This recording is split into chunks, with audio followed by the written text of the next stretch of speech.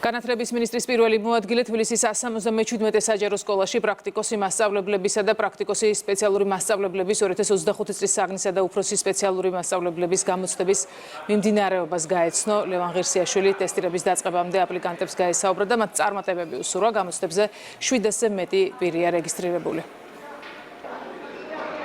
დღევანდელი გამოცდა განკუთვნილია არაქართულენოვანი სექტორის პრაქტიკოსი და ასევე სპეციალური პრაქტიკოსი მასწავლებლებისთვის. სამინისტრო მათ აძლევს დამატებით საშუალებას, რათა დაადასტურონ თავიანთი საგნობრივი კომპეტენცია და ამით ხელი შეუწყონ საკუთარ კარიერულ წინსვლას. მონაწილეობს 700-ზე მეტი პედაგოგი და თითოეულ მათგანს წარმატებას უსურვებ.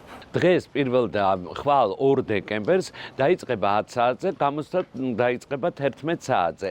3 დეკემბერს კი რეგისტრაცია განსხვავებული წესით იქნება, ამიტომ ყველა გამოცდას ვთხოვ კარგად დაკვირვებით გაეცნონ საგამოცდო ბარათებს და დროულად გამოცხადდნენ რეგისტრაციის დაწყებისთანავე.